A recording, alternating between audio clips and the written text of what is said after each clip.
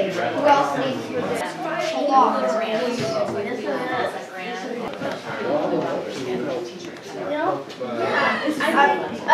feel that. I feel. Get up.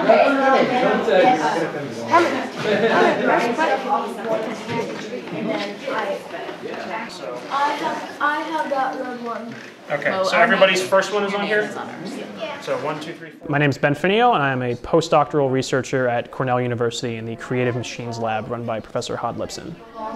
So that is the stuff that we're going to mix together to make the robot. Each one of those jars has liquid in it. You're going to mix it together, and then we actually put the robot in the oven, and that solidifies it.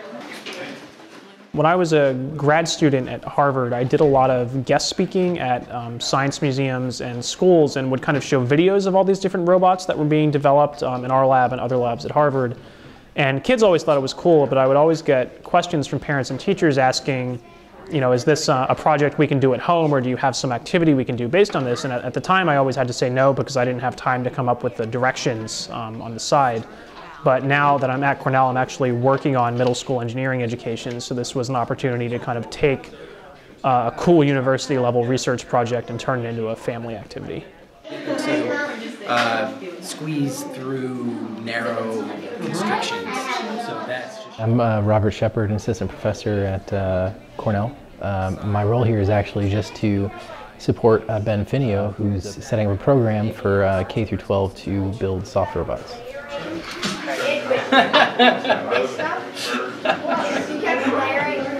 Was this tray from this table? Anybody recognize it? So.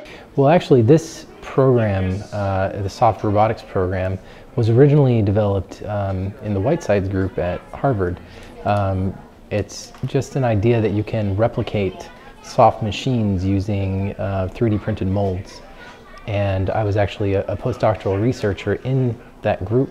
And I sort of helped build that program, and I'm continuing research in that area here now in the mechanical engineering program at Cornell. Okay, who else needs for this? I made 2 already. I know, Taya, that's great. You got a little bit enough extra that you can make 2. So it was making air-powered soft robots. So we had the kids take 3D printed molds that we made in advance, and then they mixed together a 2-part silicone rubber. It's the same stuff they use to make props for movies and that kind of thing. Pour that into the molds, and then literally stick it in an oven to bake it to solidify the rubber that was initially liquid. And then once the robot is made, you stick an air tube into it and hook up a little squeeze bulb that you use to kind of clean off lenses and camera equipment and that kind of thing. That supplies compressed air that inflates the robot, and depending on the shape of the mold, that then creates a robot that can either grip things or walk along the surface of a table, ideally. So depending on which mold you have, some of them are this kind, and some of them were the one that picked up the chicken egg. They're made of nonlinear materials, so they're actually very hard to predict how they're going to move. So our understanding of their control systems is pretty limited right now.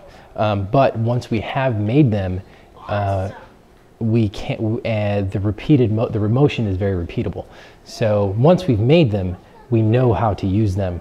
But understanding how to control them before we've made them is actually fairly difficult.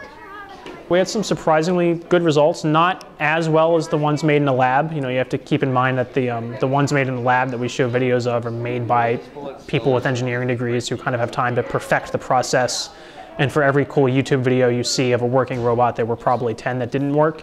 So given the age group of the children here, you know, we had a lot of elementary and middle school kids, I was really pleasantly surprised with how well it turned out. I think we had some that had some holes and air leaks that needed to be patched up, but a lot that actually worked pretty well in the first try.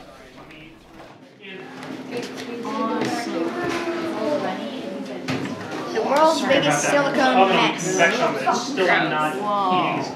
There's a lot of evidence that shows that a lot of kids kind of lose interest in science and engineering by around middle school age, because you know you go home and do your math homework and you learn, you know, first multiplication and then pre-algebra, you know, whatever math you're doing at that age, but they don't see the connection to cool stuff like robots. And during the school day, if you don't get to do an activity like this, you know, eventually that leads to a lot of kids thinking, well, science is boring, math is boring, I would never use this, you know, what's it for? So I think activities like this are really important because it gives kids something where at the end, they have a physical product that they can hold and go, wow, that's awesome, I made something.